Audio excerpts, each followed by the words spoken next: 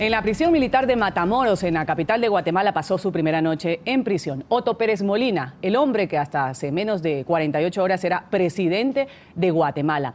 Un juez le dictó la medida de prisión provisional mientras se adelanta una investigación en su contra por casos de corrupción. Pérez Molina renunció el miércoles a la jefatura de Estado y su decisión fue avalada por el Congreso. El vicepresidente Alejandro Maldonado fue nombrado el jueves como presidente de transición. Tras posesionarse, el gobernante provisional pidió la renuncia de todos los ministros del gobierno. Tras 8 horas de audiencia y fuertemente escoltado, salió el expresidente Otto Pérez Molina de la Corte. A su salida de los tribunales, el exmandatario negó las acusaciones que pesan en su contra por presuntamente dirigir una red de corrupción aduanera conocida como La Línea. Voy a respetar el debido proceso, voy a dar la cara, voy a estar de frente y eso es lo que estoy haciendo.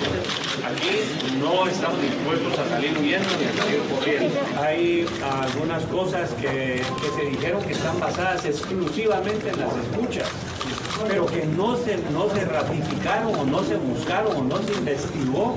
Acompañado de agentes de la División Especializada en Investigación Criminal, el exgobernante llegó minutos después a la cárcel de Matamoros para cumplir con la orden de prisión preventiva dictada en su contra mientras continúan las investigaciones.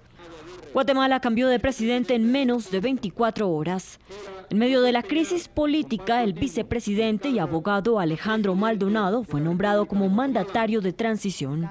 Asumió el cargo cuando solo faltaban 4 meses para terminar el gobierno del presidente saliente Otto Pérez Molina y 3 días antes de las elecciones generales en las que los guatemaltecos elegirán a un nuevo mandatario. Expresé mi esperanza en que, como guatemaltecos, podemos recuperar nuestra democracia con sus valores sustantivos. Maldonado pidió la renuncia de todos los ministros para hacer los ajustes necesarios con el nuevo gobierno. Que todos los ministros, los secretarios, los comisionados y altos funcionarios pongan su cargo a disposición, no prejuzga sobre cada uno de ellos y a muchos de ellos habrá que agradecerles sus desvelos. El jurista fue nombrado presidente de transición horas después de que el Congreso aceptara la renuncia de Pérez Molina. El jefe de Estado saliente perdió su inmunidad el pasado martes en el Legislativo y las autoridades emitieron una orden de captura en su contra el miércoles.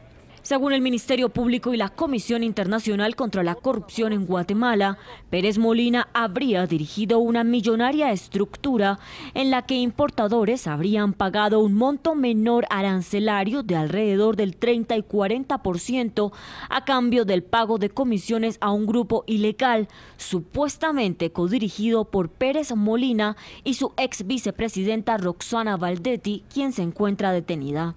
En las calles el contraste es evidente.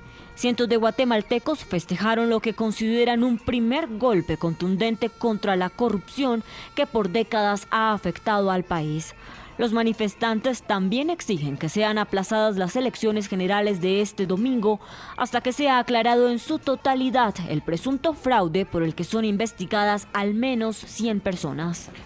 Bueno, y sin duda alguna lo ocurrido en Guatemala está acaparando los titulares de la prensa en América y en Europa. Para algunos, la histórica decisión del Congreso de levantar la inmunidad del presidente Otto Pérez para que fuera investigado por la justicia ordinaria debería ser calcada por otros países donde las denuncias de corrupción son bastante reiteradas. Ruth, según un estudio, México está en el top 5 de impunidad global por debajo de naciones como Filipinas, Turquía y Rusia. Ahora la pregunta ¿es Guatemala un ejemplo de transparencia para América Latina? Guatemala nos está poniendo un ejemplo de transparencia, de independencia. Una guerra ganada a la corrupción y a la impunidad. Es así como es visto por el mundo lo sucedido durante esta semana en Guatemala. País que mediante la protesta pacífica logró que el ahora expresidente Otto Pérez Molina sea procesado por su participación en 2 casos de corrupción. En menos de 5 días al ex jefe de Estado se le retiró la inmunidad, renunció al poder y ahora permanece bajo arresto mientras enfrenta un proceso judicial como un ciudadano común. Situación que ha puesto en la mira a otros gobiernos de la región, uno de ellos, México. a México o que está mandando el presidente Peña a México es que aquí la corrupción se puede al más alto nivel y que no pasa absolutamente nada. Ojalá y tuviéramos Alibaba, porque así estaríamos limitados nada más a 40 ladrones. Aquí hay más de 40 y roban más que Alibaba. Allí los escándalos parecen no tener consecuencias culpables o responsables. La impunidad sigue gobernando.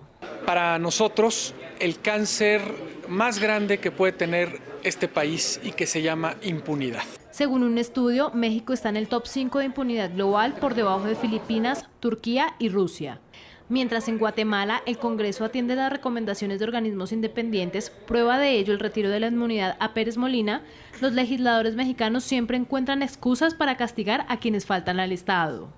No hay en México aún un poder legislativo que desarrolle actividades de control político de manera absoluta.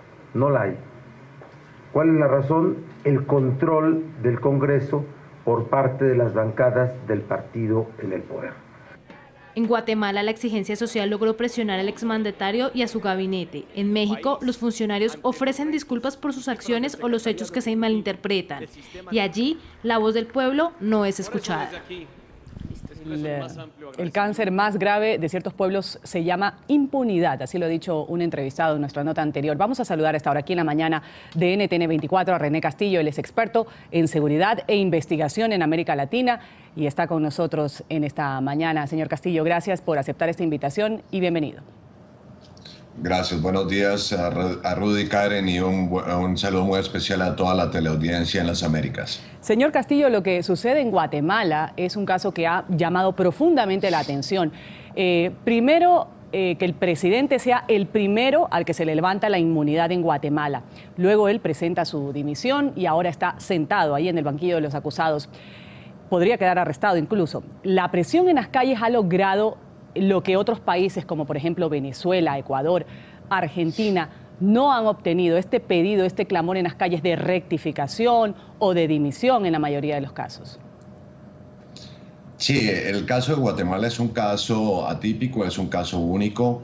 Guatemala ha avanzado mucho en su proceso democrático, es un país que ha empezado a entender los problemas de fondo. Recordemos que Guatemala viene de un conflicto interno en donde están empezando ellos a analizar los verdaderos problemas de fondo, la corrupción. Otros problemas, otros países como Argentina, Venezuela, todavía tienen un gran camino por recorrer en ese sentido. Señor Castillo, ahora, un factor determinante, y esto sin duda es así, para que se diera lo que sucedió en Guatemala es la existencia de la división de poderes, la separación entre el legislativo, el ejecutivo y el judicial. La institucionalidad, algo que se ha perdido en países, como usted lo mencionaba, en países como México, como Venezuela, como Ecuador, como Argentina. Ahora, ¿qué medidas pueden tomar otras naciones para evitar que el poder ejecutivo acapare los otros poderes? Mire, son problemas y decisiones que ameritan un estudio profundo, que necesitan una decisión política también profunda.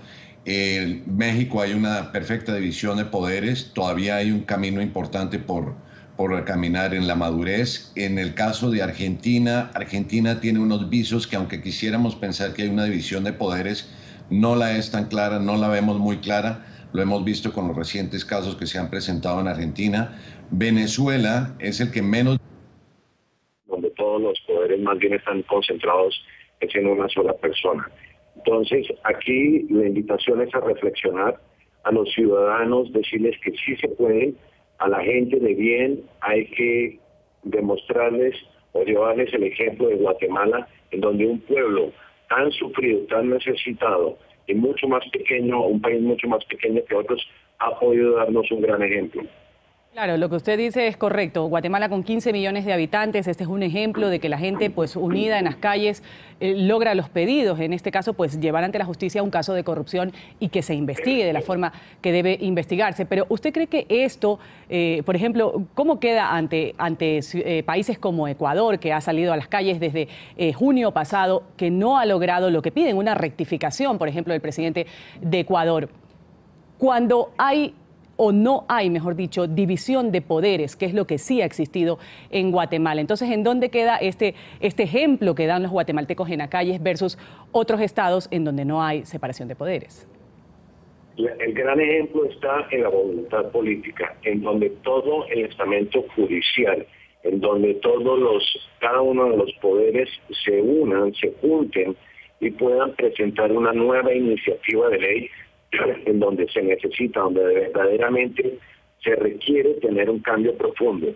Y en realidad no es solamente tener una decisión o tomar una decisión desde el punto de vista político, también se requiere un caso contundente en donde le demostremos a todos los ciudadanos y a todos los poderes políticos de que se requiere una reforma. En ese momento no tenemos ejemplos claros que pudiéramos ver en algunos otros países de Latinoamérica que hubiera logrado esa unidad nacional en contra del presidente, por ejemplo, en el caso de Guatemala. Pero sí se requiere un ejemplo contundente en donde toda la ciudadanía, en donde todo el país, en donde todos los poderes tomen la decisión de llegar a un cambio radical de fondo. Señor Castillo, quiero volver un poquito sobre lo que está sucediendo en Guatemala, porque todo esto, el levantamiento de la inmunidad al presidente Otto Pérez, el inicio de la investigación, la renuncia, en la primera noche en prisión, todo esto se da a pocas horas de unos comicios donde este domingo se van a renovar lo que es la élite política de Guatemala, incluido el propio presidente. Se va a elegir al próximo presidente del país. ¿Están dadas las condiciones? Porque veíamos en la nota que una de las exigencias también de quienes aún permanecen en las calles de Guatemala es que se atrasen estos comicios cuando ya se haya calmado un poco la situación tras esta investigación que se ha iniciado contra el hoy expresidente Otto Pérez Molina. ¿Están dadas las condiciones realmente para que se den estos comicios este domingo? Los comicios se tenían que dar con o sin este escándalo de corrupción, con o sin este problema. Los comicios era un proceso que ya venía planeado, es un proceso que tiene sus tiempos, es un proceso que se tiene que llevar a cabo. Con o sin el problema de corrupción, el proceso de los comicios, de las elecciones se tiene que llevar a cabo. Entonces, yo sí creo que es importante que el país no se espere, no se quede con un lapso de tiempo sin cabeza, por así decirlo, sin su presidente. Es también un mensaje a nivel mundial. No podemos tampoco, por un evento jurídico, por un caso jurídico, dejar un país en vilo y a la expectativa de cuál va a ser el resultado jurídico del proceso jurídico para ver si tienen o no elecciones y quién va a ser el próximo presidente. Esto es un caso que no puede ser eminentemente mediático. La decisión de un país, la evolución de un país, el diario vivir de un país y el seguir hacia adelante de un país no puede depender de un caso jurídico. Que el presidente Otto Pérez Molina siga en su proceso, siga siendo juzgado, siga siendo investigado, pero el país tiene que seguir adelante. Agradecemos su presencia aquí en la mañana de NTN 24. René Castillo con sus respuestas, el ex experto en seguridad e investigación en América Latina. Le deseamos un muy buen día, señor Castillo. Muchas gracias, Roxana, y mucho, Karen. Gracias.